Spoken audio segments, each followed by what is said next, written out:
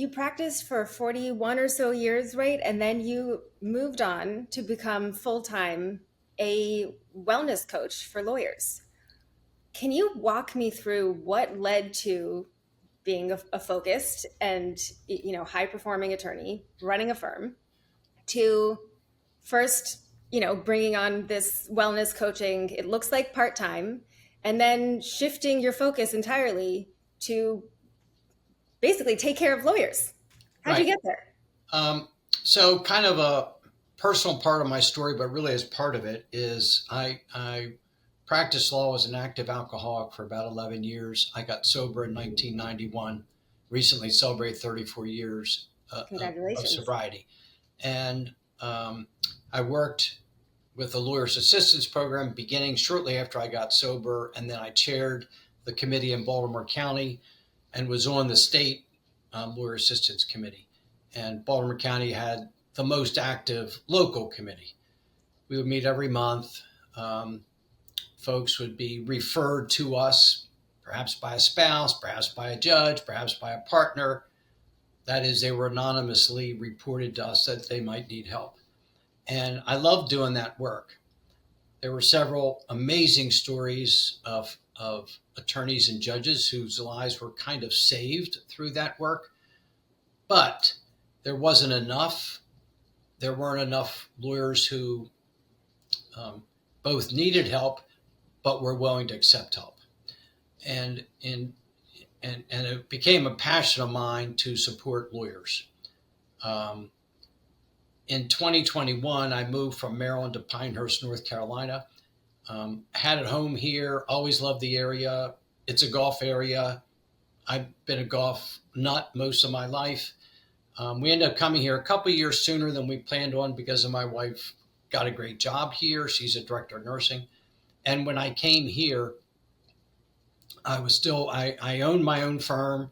I was a majority partner. I transitioned the firm to the junior partner, became his, and I remained of counsel with an understanding that my commitment to the firm would reduce over time. And earlier in this year, 2025, I stepped down from being of counsel. It was at most a part-time job, 25% of the time, and I had a lot of time on my hands. And I thought I could just play golf and relax, but it wasn't fulfilling.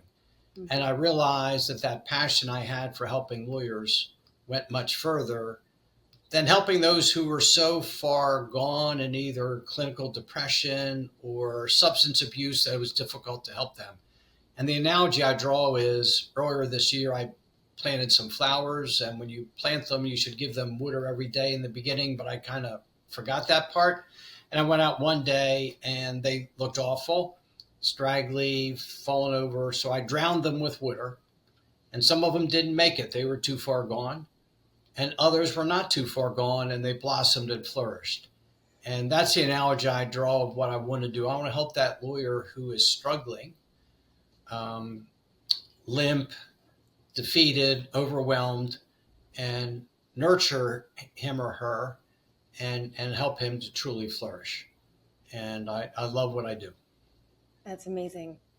Can you talk about, are you comfortable talking about what your experience as being a functioning alcoholic looked like, how it impacted your personal life, your daily work life? You were clearly, you said you were high functioning and you were running a firm. Did people have awareness of what was going on with you? What do you feel like led to this, and what did your days look like?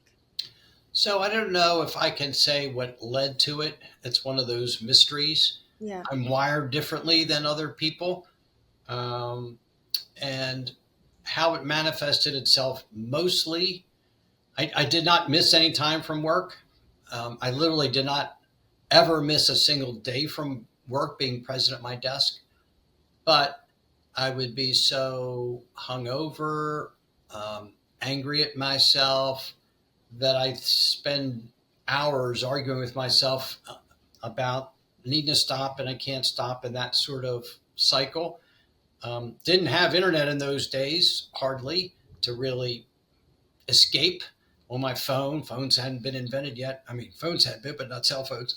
Um, and I couldn't really escape into that. I think the biggest symptom to me was fear. It was overwhelming and irrational. And I was a trial lawyer, and it's very hard to try cases when you're full of fear. But my fear extended beyond that to irrational things. I didn't like to get the mail out of the mailbox.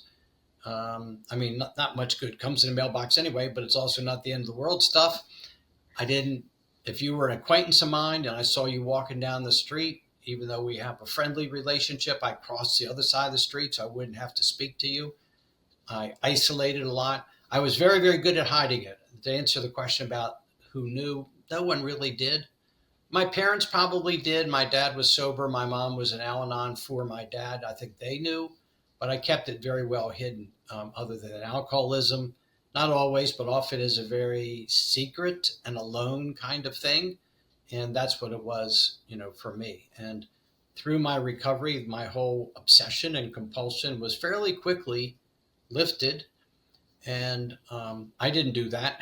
It's part of my program of recovery. And now I have no interest in alcohol and haven't for many, many years. My wife and I can go out and have dinner with you and your spouse, and you guys can have a glass of wine. Don't care. Just don't care. It just doesn't matter to us. It's an incredible miracle. And it really transformed my practice. I then was full of faith instead of fear, hope instead of anxiety. I mean, all those negative emotions were replaced by positive ones, tolerance, acceptance, gratitude, and they influenced how I practiced law and how I ran my firm. I write about a lot of the struggles that lawyers have in firms, and I'm blessed that I didn't experience a lot of those. Not because I ran it, but just it wasn't our style. We're truly a team. When I signed off from my firm earlier this year, there were 2 staff people working for us, a part-time bookkeeper had been there since 1998, 27 years. And my paralegal started with us in the late 90s, but came back to be she left for a couple of years, came back. I needed a paralegal and worked with me since 2008. So that's just the kind of place that it was.